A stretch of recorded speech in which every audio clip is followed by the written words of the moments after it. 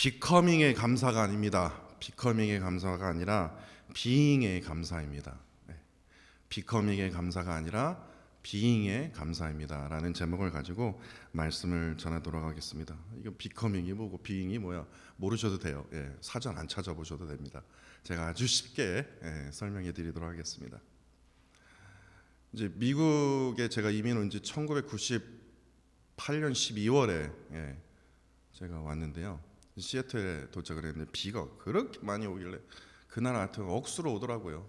그 기간에 하여튼 최고로 그 시애틀 지역에서 비가 많이 왔던 그 히스토리를 깼던 그 연도였다고 합니다. 근데 하여튼요. 근데 뭐 미국에 도착하자마자 뭐 익사이팅 되고 막 그 영화에서 보았던 그 미국의 그 화려한 어떤 그런 것 때 제가 도취되어 있었는데 딱 시애틀에 오니까요 전혀 상상한 것과 전혀 다릅니다. 뭐 감사할 게 아무것도 없는데 그래도 저 개인적으로 미국에 살면서 그 짧지 않은 어떤 그런 기간을 미국에 있었는데 미국에 개인적으로 살면서 제가 정말 감사한 것 중에 하나가 무엇이냐면요. 이 11월 네 번째 오늘이죠. 11월 네 번째 목요일을요. 이번 주 이제 목요일이요. 추수감사절로 지킬 수 있었다라는 것에 제가 추수감사절을 맞이하면 맞이할수록 너무나 감사한 거예요. 저는 개인적으로 크리스마스보다 예수님 죄송합니다. 추수감사절이 제일 좋아요. 감사절이 너무 좋아요. 여러분도 아시다시피 그 영국의 그 총교도들이 북아메리카에 건너온 그 다음 해이죠. 1661년인가요? 그 가을에요. 추수한 첫 곡식들과 채소들 중 첫 열매를요, 익은 첫 열매를 감사함으로 하나님 앞에 드렸던 그 예배가 바로 추수감사절 예배인데요. 그들은 그 하루 종일 기도와 찬송가 그리고 말씀으로 묵상을 했다고 해요. 그리고 그 다음 날에는요, 주변에 있는 이웃들을 이제 초대를 해서 칠면조 터키를 굽고 또한 그 호박파이, 펑킨파이요. 개인적으로 제가 펑킨파이를 좋아하는데 그거를 이제 구워서 같이 친교를 나누었다고 합니다. 1789년인가요? 미국의 초대 대통령 조지 워싱턴이 이 추수감사절을 이거 국가 기념일로 선포해야 되겠다 그래서 그날 선포를 합니다. 그런데 각 스테이트마다 각 지역마다 이 감사절을 지키는 그 날짜가 다 틀린 거예요. 제각각인 거예요. 그래서 1863년이죠. 16대 대통령 아브라함 링컨이요. 이 12월에 그 네 번째 목요일을 이 추수감사절로 지켜야 되겠다라고 말하면서 11월 네 번째 주 목요일로 이 추수감사절이 그때부터 지켜왔다고 합니다. 레위기 23장을 보시면요. 이게 왜 중요하면요. 레위기 23장을 보시면 하나님께서 이스라엘 백성들에게 지켜야 할 그 절기들이 기록이 되어 있습니다. 근데 아주 중요한 포인트가 있어요. 저도 그걸 보면서 참 많은 은혜를 받았는데 각 절기들을 하나님께서 말씀하실 때 특징이 있더라고요. 레위기 23장 2절에 보니까요. 제가 읽어드릴게요. 이스라엘 자손에게 말하여 이르라. 이것은 나의 절기들이니 너희가 성회로 공포할 여호와의 절기들이라. 아니 이건 이스라엘 절기 아니야? 너희들이 지켜야 할 너희들의 이스라엘의 절기다? 그러니까 이거다? 라고 그렇게 해야 되는데 아니 말씀을 이스라엘이 지켜야 할 절기를 말씀하시면서 뭐라고 해요? 나의 절기래요. 여호와의 절기라는 것을 강조하신다는 겁니다. 이스라엘이 지켜야 할 절기라면 이스라엘의 절기여야 되는데 여호와의 절기라고 하는 겁니다. 그러면서 크게 세 개로 나눌 수 있어요. 제가 아주 쉽게 설명해 드릴게요. 첫 번째는 여호와의 유월절, 두 번째는 여호와의 맥추절, 그리고 여호와의 초막절입니다. 근데 여기서 더 깊게 들어가서 아주 중요한 포인트가 있어요. 세 개의 여호와의 절기, 이스라엘 절기가 아닙니다. 여호와의 절기 안에는 이 세 개의 절기 안에는 하나의 공통점이 있어요. 그것이 무엇이냐? 바로 우리가 지키고 있는 뭡니까? 감사예요. 감사. 감사절의 의미가 담겨져 있다는 겁니다. 6월절은 여러분도 아시다시피 이집트로부터 해방되어서 민족의 해방에 대한 뭐합니까? 감사절입니다. 맥주절은 첫 열매 수확에 대한 감사예요. 초막절은 출애굽 이후에 40년 광야 생활하면서 초막을 치며 살았던 그 광야에서 베풀어 주셨던 그 하나님의 은혜와 사랑에 대한 뭐예요? 감사절이라는 겁니다. 그렇기 때문에 이런 의미에서 본다면 여호와의 절기들이 담고 있는 이 감사절의 정신이 어디까지 이어졌냐? 지금 우리가 지키고 있는 추수감사절에도 이어지고 있음을 우리가 깨닫게 된다는 겁니다. 제가 왜 이 말씀을 드리냐 하면요, 여러분들이 올해 가장 감사한 일이 무엇이라 생각하십니까? 참 많은 일들이 있었죠. 올해 가장 감사한 일이 여러분들 무엇이라고 생각하십니까? 자녀로 인해 감사합니까? 코로나 때문에 제가 대박이 났거든요. 늘어난 재산 때문에 감사하십니까? 사업이 번창해서 감사하십니까? 아니면 생각지도 못한 제가 승진을 하게 되었거든요. 이사를 하게 되었거든요. 그거에 대한 감사입니까? 이것이 틀린 감사라고 제가 말씀드리는 게 아닙니다. 그로 인해서 우리가 감사할 수 있어요. 그러나 중요한 것은요, 레위기 23장을 보면서 제가 깨닫게 된 것이 무엇이냐? 이러한 이유들로 감사하게 된다면 결국에 이것은요, 여호와의 감사가 아니라 나의 감사가 될 수 있다라는 겁니다. 나의 감사절이에요. 이게 무슨 뜻이냐? 진정한 감사는요, 감사할 조건이 있어서가 아니고 감사할 무엇이 있어서 감사하는 게 아니라는 겁니다. 이걸 기억하셔야 돼요. 감사할 조건이 있어서, 감사할 무엇이 있어서 내가 감사하게 된다면 이것은 여호와를 향한 감사가 아니라 나를 향한 감사가 되기 때문에 그래요. 나의 감사가 아니라, 나의 감사절이 아니라 진정한 여호와의 감사절이 되려면 무엇 때문에 우리가 감사해야 됩니까? 무엇을 이루어서요? 무엇을 얻어서요? 아닙니다. 여호와 하나님으로 인하여 우리가 감사해야 된다는 겁니다. 어떠한 상황 속에서, 어떠한 상황에 내가 처했든지요, 무조건 여호와 하나님으로 인하여 내가 감사합니다. 이게 하나님께서 진정으로 원하시는 감사라는 겁니다. 그렇다면 여러분들은 저에게 이것을 물으실 거예요. 여호와 하나님으로 인하여 무엇에 감사해야 됩니까? 누가 진정한 감사를 할 수 있는 겁니까? 라고 물으실 거예요. 이에 대한 질문은요, 바로 이겁니다. 오직 구원받은 자들만이 진정한 감사를 할 수 있는 거예요. 하나님께서 베풀어 주신 그 구원의 은혜로 인하여 진정한 감사를 할 수 있으며, 이를 경험하는 자들만이 진정한 감사가 표출될 수 있다는 거, 표현할 수 있다는 겁니다. 구원받음의 그 감격이 인생살이의 감동이 되고요, 이어서 그 인생살이의 감동이 어디로 표출이 되냐? 감사로 표출되는 자들이 바로 구원받은 자들이기 때문에 그렇습니다. 그렇게 다시 한번 말씀드리지만요, 감사는요, 무엇을 얻어서요? 무엇을 이루어서요? 그거는 세상 사람들도 할 수 있는 감사입니다.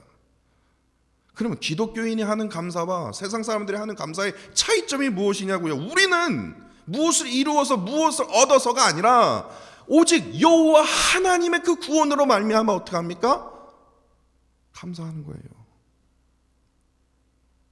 내 몸이 지금 썩어서 뭉두를지언정, 지금 감사할 수 없는 조건이 있을지언정 상관없이요, 어떤 상황 상관없이 오직 여호와 하나님으로 인하여 감사하는 것, 이것이 진정으로 하나님이 원하시는 감사라는 겁니다. 그렇기 때문에 설교 제목이 바로 이겁니다. 무엇을 이룬 것, 무엇이 되었기에 따른 비커밍의 감사가 아닙니다. 비커밍의 감사가 아니에요. 비커밍의 감사는 무엇을 얻어서, 무엇을 이루어서, 무엇이 되어서요.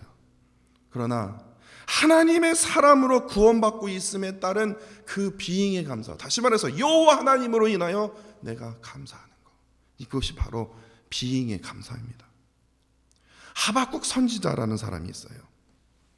참으로 매력적인 선지자입니다. 저 개인적으로요. 하박국 선지자는요, 특별히 그가 성경을 기록할 때 하나님과 어떤 식의 대화를 나누냐면요, 따집니다. 자기 생각을 아주 그냥 폭포수처럼 그냥 막 따져댑니다. 그 따져대는 말들을 여러분들 보시면요, 야, 하나님 이거 어떻게 답변하실까 궁금할 정도로요, 아주 그냥 막 따져대요. 그냥 하나님께 강하게 따지듯이, 이렇게 지금 세상이 약한데 하나님은 왜 가만히 계십니까? 이거 심판해야 되지 않습니까? 그러면서 막 하나님을 향하여 아주 강한 불만으로 막 그냥 써내리기 시작합니다. 이제 막 부르짖기 시작합니다. 그러자 하나님께서요, 진짜 하박국 선지자가 생각지도 못한 답변을 해주시는데, 그것이 무엇이냐? 그래, 너도 유다 땅이 그렇게 악하다고 생각하지? 그래, 나도 그렇게 생각한다. 그러니까 내가 어떻게 할 거냐면, 유다보다 더 악한 바벨론 제국을 사용해서 이 유다를 심판할 거다. 그랬더니 하박국 선지자가 생각지도 못한, 왜? 네? 더 악한 나라를 사용하셔서 저희 나라를 심판하신다고요? 그러면서 또 따집니다. 어떻게 이렇게 하실 수 있겠습니까? 어떻게 이렇게 할 수 있냐고요? 사악한 국가를 더 병영시켜서 그 나라를 우리 민족을 더 벌하신다고요? 사악한 국가가 번영하는 게 이게 맞는 말입니까? 그러면서요, 하나님의 공의에 대해서 의문을 제시합니다. 그러자 하나님께서요, 사악한 나라 바벨론도 자신들의 죄값으로 반드시 심판을 받을 것이라고 말하면서 아주 중요한 말씀을 하박국에게 말합니다. 그것이 하박국 2장 4절입니다. 간단해요. 의인은 네가 눈에 보이는 시각으로 사는 게 아니라, 의인은 오직 뭐예요? 믿음으로 말미암아 살리라. 똑같은 그거예요. 여호와로 인하여 눈에 보이는 무엇을 이루었고 무엇이 되었고 그래서 감사하는 게 아니라, 의인은요 오직 믿음으로 살기 때문에 뭐예요? 여호와로 인해서 감사할 수 있는 거예요. 의인은 뭐예요?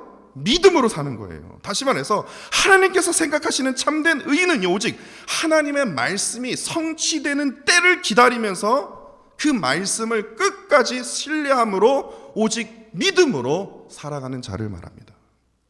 결국에 하박국은요, 하나님으로부터 뒤통수를 맞고요, 그래 봤다, 참된 의인은 믿음으로 사는 것이지, 그 삶의 깨달음으로써 엄청난 놀라운 고백을 하지 않습니까? 하박국 3장 17절과 18절입니다. 비록 무화과가 무성치 못하여 포도나무에 열매가 없고 감람나무에 소출이 없고 밭에 먹을 것이 하나도 없고 우리의 양이 없고 외양간에 소가 한 마리도 없을지라도 의인은 믿음으로 살기 때문에 나는 여호와로 말미암아 즐거워하며 감사하며 나의 구원의 하나님으로 말미암아 기뻐하리로다. 진정으로 깨닫는 자예요. 이게 무슨 말입니까? 하박국 선지자는요, 바벨론으로부터요, 무화과나무, 그동안 시험하는 무화과나무, 포도나무, 감람나무, 밭, 양, 소, 자기가 가진 거요, 자기가 이룬 거요, 다 없어집니다. 노력해서 피땀 흘려서 내가 이렇게 키워놨는데 바벨론이 그냥 싹 가져가 버립니다. 근데 그로 인해서 내가 비커밍의 감사가 아니라는 거예요. 이거 다 이뤘다. 나 지금 무화과 있고 밭이 있고 소가 있고 양이 있고 돈이 있고, 그래서 내가 비커밍의 감사가 아니라 바벨론에 의해서 소유가 다 없어지는 그런 참혹한 순간이 벌어진다 할지라도 의인은 오직 믿음으로 살기 때문에, 진정한 감사는 여호와로 인하여 감사하기 때문에 오직 하나님으로 인하여 즐거워하며 기뻐하는 하나님의 사람으로 구원받고 있음에 따른 뭡니까? 비행의 감사. 이것을 지금 하박국 선지자가 고백하고 있는 것이에요. 이런 고백이야말로 진정으로 구원받는 자가 믿음으로 고백할 수 있는 진정한 감사라는 겁니다. 이러면서 설교가 끝내도 괜찮죠? 네. 그런데 오늘 본문 말씀을 보면요, 정말 하나님께서요 숨겨놓은 놀라운 비밀이 있다는 거 여러분들 아십니까? 저는 이거 찾으면서 제가 무릎을 얼마나 많이 쳤는지 몰라요. 제가 감사에 대한 다른 구절을 찾아봤는데 아니구나, 제가 정한 본문 말씀도 아니었고요, 그리고 오늘이 솔직히 말하면 원래 창세기 50장 말씀을 하는데 이게 감사절이랑 이게 뭔 상관이야 할 정도로요. 왜냐? 오늘 본문이 어떤 내용입니까? 감사할 내용입니까? 야곱의 장례식입니다. 야곱의 마지막 길을 위해서 준비하는 과정들을 기록한 말씀입니다. 근데 여기서 여러분들이 눈에 띄는 세 가지를 발견하게 될 것입니다. 첫 번째는요. 첫 번째 눈에 띄는 것이요. 2절입니다. 요셉이요. 아버지의 몸을 야곱의 몸을 어떻게 합니까? 향으로 처리하매라고 되어 있습니다. 지금 요셉은요. 성경의 기록대로 그의 주치를 통해서 아버지 시신을 향으로 처리했다라는 것을 이게 무슨 말이냐면요. 시신이 썩지 않도록 그 당시 이집트의 관습에 따라 미라로 만들었다는 뜻입니다.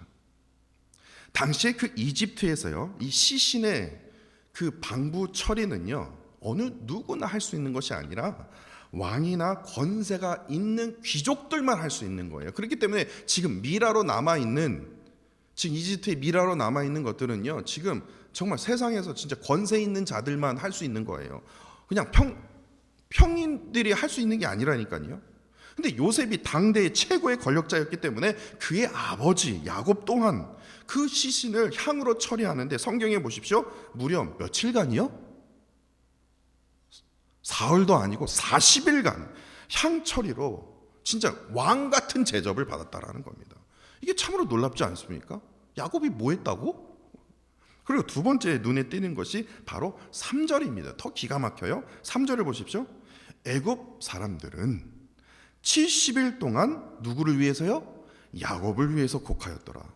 이들이 야곱에 대해서 알았을까요? 야곱이 이집트에서 태어난 사람이 아니거든요. 이집트를 위해서 무슨 큰 공을 세운 자가 아니거든요.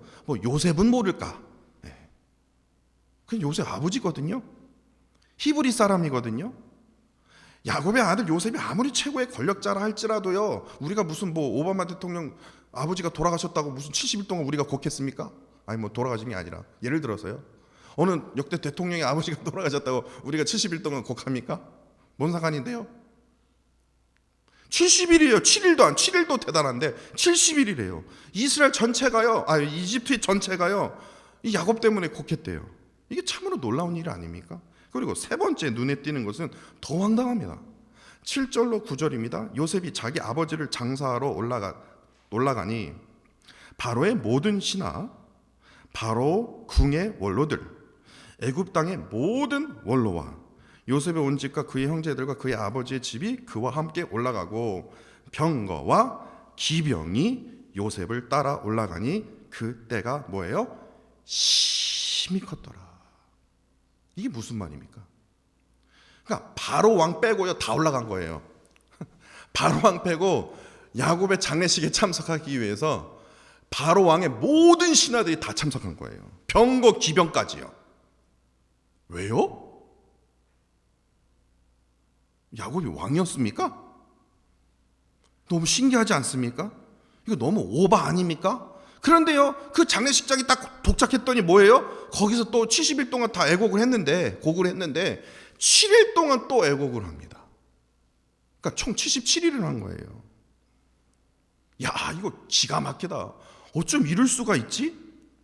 이처럼 이 세 가지 이 눈에 띄는 사건들을 통해서 요셉뿐만 아니라 그의 모든 형제들 모두 이 이집트로부터 엄청난 대우를 받았기에 또한 존경을 받았기에 그들 마음속에는요 이 당연히 비커밍 이것을 이루었잖아. 이것을 우리가 지금 누리고 있잖아. 하나님 너무 감사합니다. 비커밍에 뭡니까? 감사를 할 수밖에 없는 상황 아닙니까? 할 수밖에 없는 상황 아닙니까? 비커밍에 감사해요. 그러나 오늘 본문 말씀을요 조금 더 먼 시각에서요 전체적인 시각에서 보게 된다면 하나님의 사람으로요 이게 중요한 포인트입니다. 하나님의 사람으로 구원받고 있음을 따른 비잉의 감사가 발견하게 된다는 겁니다. 비잉의 감사요. 무엇을 이루었고 세 가지 눈에 띄는 거요? 그거 아무것도 그거 중요한 게 아니에요. 왜 그러냐면요. 야곱의 이러한 장례식의 모든 과정들이요, 참으로 놀랍고 신기하게도 뭐예요? 구원으로 인도함 받는 400년 이후에 출애굽의 그 역사의 방법과 똑같다라는 거 여러분들 아십니까? 똑같아요. 먼저 왜 똑같냐? 야곱의 시신이 이집트를 떠나는 과정이에요, 요셉에 의해서 진행이 됐죠. 요셉에 의해서 진행되어서 아까 말씀드렸듯이요, 70일 동안 애굽 사람 모두가 어떻게 돼요? 곡을 하게 됩니다. 그래서 이루어졌어요. 그런데 이는요, 400년 이후에요, 모세를 통해서 이집트에 몇 가지 재앙이 벌어집니까? 10가지의 재앙이 벌어지는데, 맨 마지막 재앙 때문에 어떻게 됩니까? 이집트의 모든 장자가 죽게 되자 이집트 전체가 어떻게 해요? 곡하는 순간에 이집트 민족의 뭡니까? 출애굽이 시작된 거 아닙니까? 야곱의 장례도요, 곡하는 도중에 가나안 땅으로 출발했고요, 이집트 전체가 장자가 죽는 바람에 곡하는 순간에 어떻게 해요? 출애굽의 역사가 시작됐다는 겁니다. 그 두 가지 장면이 오버랩이 돼요. 또한 요셉이요, 야곱의 시신을 향으로 처리하는 이 미라의 제작 기술은요, 이 이집트 땅밖에 없었어요. 이거 엄청난 기술입니다. 이 미라 제작의 기술을 가지고 가나안 땅으로 향한 거예요. 이 역시 400년 후에 출애굽 당시에 이스라엘 백성들이 뭐를 가지고 갑니까? 이집트의 모든 보화를 가지고 나왔다라는 기록이 있습니다. 그러면서 출애굽을 연상시키지 않습니까? 요셉이 바로 왕에게요, 야곱의 시신을 이집트에서 가나안으로 옮겨갈 수 있도록 허락해 달라고 요청하지 않습니까? 모세도 그랬어요. 400년 이후에 10가지 재앙이 임한 후에 모세의 요청에 따라 바로는 이스라엘 백성들을 보내기를 허락했다라는 겁니다. 또한 야곱의 장례 행렬은요, 그의 가족뿐만 아니라 바로의 모든 신하와 원로들까지 참여한 그 거대한 행렬이 되었는데, 400년 이후에요, 출애굽할 당시에 몇십만 명입니까? 60만 명이나 대한 거대한 민족이요, 약속의 땅을 향해서 출애굽의 그 행렬과 동일하다라는 겁니다. 또한 이스라엘의 장례 행렬이 이제 요단강 건너편 아닷 타작마당에 이르렀다고 되어 있습니다. 근데 이 광경을 지켜본 가나안 백성들이 그 땅을 아벨 미스라임이라고 얘기하는데, 아비 미스라임이 무슨 뜻이냐? 이집트인의 큰 애통이라고 그 지역을 불렀습니다. 이게 무슨 뜻이냐? 400년 이후에요, 출애굽의 역사를 가나안 백성들이 지켜보면서 어떻게 돼요? 크게 두려워했다라는 겁니다. 크게 두려워했어요. 그리고 참으로 놀라운 거 마지막 하나, 이스라엘 지도를 보고요, 이스라엘 지도상에서 보여주는 그 야곱의 그 장례 행렬과 400년 이후에 있을 이 출애굽의 행렬이요, 거의 비슷합니다. 거의 비슷해요. 거의 비슷해요. 이걸 어떻게 짜맞춰도 이렇게 짜맞출 수 있냐 할 정도입니다. 결국에 그 야곱의 장례식은요, 400년 이후에 있을 뭐예요? 출애굽의 예행 연습이었다라고 할 수 있을 정도로요, 너무나 비슷한 점이 너무나 많다라는 겁니다. 이게 무슨 뜻입니까? 하나님은요, 지금 큰 계획을 갖고 계셨다라는 것을 우리가 깨달을 수 있어요. 무슨 계획이요? 이스라엘 백성들을 구원시켜야 되겠다. 구원의 길로 인도해야 되겠다. 그것을 지금 예비하고 계셨다라는 것입니다. 이것이야말로 우리가 이것을 깨달은 이상, 이것이야말로 하나 우리가 발견하게 되는 이 참된 비행의 감사 아닙니까? 무엇이에요? 값없는 하나님의 그 은혜와 사랑이라는 겁니다. 그런데요, 여러분들이 오늘 본문 말씀에서 가장 집중해서 보아야 할 구절이 바로 14절입니다. 14절 제가 다시 한번 읽어드리도록 하겠습니다. 요셉이 아버지를 장사한 후에 자기 형제와 호상꾼과 함께 어디로 돌아갔습니까? 애굽으로 돌아왔더라. 이 말이 무슨 뜻입니까? 야곱은 지금 가나안 땅, 약속의 땅에 지금 묻어 있습니다. 근데 요셉은 다시 이집트로 돌아왔다. 이 말은 뭐냐면, 여러분도 아시다시피 후에 이스라엘 후손들은요, 두 개의 무덤을 가지게 된다는 뜻입니다. 하나는 가나안 땅에 있는 야곱의 무덤이고요, 하나는 이집트에 묻어 있는 누구의 무덤입니까? 요셉의 무덤입니다. 그렇게 양쪽 무덤은요, 지금 이스라엘 백성들을 향해요 400년 동안 이렇게 외치고 있습니다. 야곱은요 뭐라고 외치고 있냐면요, 너희들이 묻힌, 내가 묻힌 이곳에 네가 다시 돌아와야 된다. 하나님께서 구원의 길로 인도하실 때, 출애굽의 역사가 시작될 때 너희들은 지금 하나님의 약속의 땅으로 다시 돌아가야 된다. 지금 400년 동안 지금 야곱은요 무덤에서 외치고 있어요. 요셉은요, 제가 저번 시간에 말씀드렸죠. 요셉은요 지금 이집트에서 뭐라고 외치고 있냐면, 이집트에서 너희들이 지금 살 그게 아니다. 나의 이 해골을, 내 시신을 메고 약속의 땅으로 가라. 유언으로 남지 않습니까? 400년 동안 계속해서 지금 요셉의 무덤에서 외치고 있어요. 내 시신 파내라. 내 시신 메고 약속의 땅으로 가라. 그렇기 때문에 두 개의 무덤의 외침은요 400년간 계속해서 외치고 있었다는 겁니다. 외치고 있었다는 겁니다. 하나님께서 그렇게 만드신 거예요. 왜냐? 그것이 구원으로 가는 길이다. 그것이 구원으로 가는, 인도함 받는 길이다라는 거예요. 이것을 예비하시기 위해서 놀라운 그 출애굽의 역사를 그 두 무덤의 외침과 함께 뭐합니까? 준비하고 계셨으면 오늘 본문 말씀을 통해서 우리가 깨닫게 된다는 겁니다. 결국에 그 구원으로 인도하는 그 길을 어디까지 하나님께서 인도해 주셨습니까? 예수 그리스도의 십자가의 죽으심과 부활할까지요 이어졌으면 우리가 알게 되지 않습니까? 이처럼 하나님께서 끊임없이요 죽을 수밖에 없고, 또한 지옥으로 갈 수밖에 없는, 진짜 심판받아 마땅할 그 연약한 더럽고 추한 그 인간을 위해서요 끝까지요 그 하나님의 그 사람을 어떡합니까? 구원시키기 위해서 놀라운 은혜와 사랑이 단 한순간에도 뭐합니까? 끊어지지 않았다라는 겁니다. 지금 이 순간에도요 하나님은 우리를 구원하시기 위해서 우리를 붙들고 계신다라는 겁니다. 그렇기 때문에 우리가 이것을 깨달은 이상, 무엇을 이루었고 무엇이 되었고 무엇을 얻었기 때문에 하나님 감사합니다, 비커밍에 감사요, 이것을 깨달은 자라면요 한층 높은 감사가 되어야 된다는 겁니다. 그것이 무엇입니까? 여호와 하나님으로 인하여 내가 죽을 수밖에 없는 나의 영혼을 하나님께서 살리시기 위해서 그분의 독생자 예수 그리스도까지 보내주셨구나. 지금도 나를 위해 피눈물을 흘리고 계시고, 나를 지금 하나님의 그 구원의 그 길로 나를 인도해 주시기 위해서, 나를 위해서 지금 이 순간에도 피 흘리고 계시는구나. 이에 대한 감사가, 이게 바로 비잉의 감사라는 겁니다. 비잉의 감사예요. 제가 책을 읽으면서 이런 이야기가 있더라고요. 어느 장미꽃이요, 장미꽃입니다. 장미꽃이요. 장미꽃이 불만이 가득 넘쳐난 거예요. 이거 참. 그러면서 결국에 이 장미꽃이요 천지 만물을 창조하신 하나님을 향하여 욕을 하면서 원망을 합니다. 하나님, 왜 내게 가시를 주셔서 저를 이렇게 힘들게 합니까? 제가 어떻게 삽니까? 그러자 하나님께서요 참지 못해서 이렇게 말씀하십니다.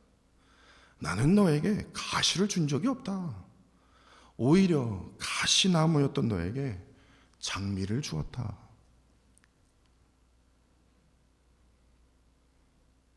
저 그 글을 읽으면서요 되게 짧은 글인데요 엄청난 메시지를 하나님께서 저에게 말씀하여 주신 것처럼 느꼈습니다.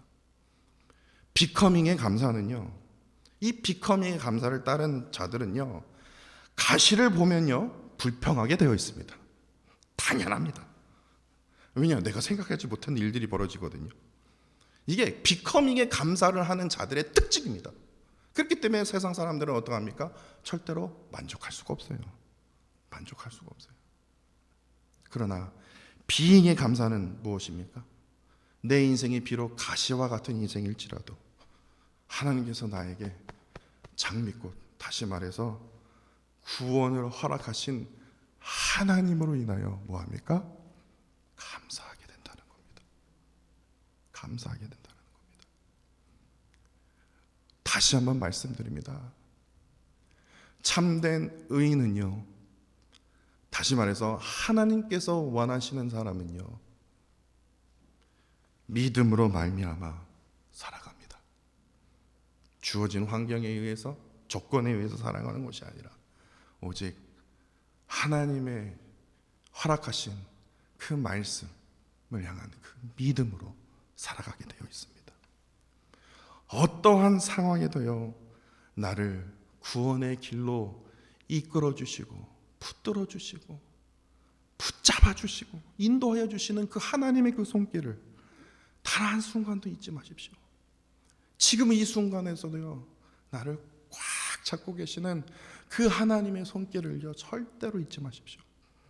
그 하나님의 손길을 깨닫게 된다면 비커밍의 감사가 아니라 여호와 하나님으로 인하여 내가 진심으로 감사합니다, 그 비잉의 감사가 여러분들의 입술을 통해서 넘쳐날 것입니다.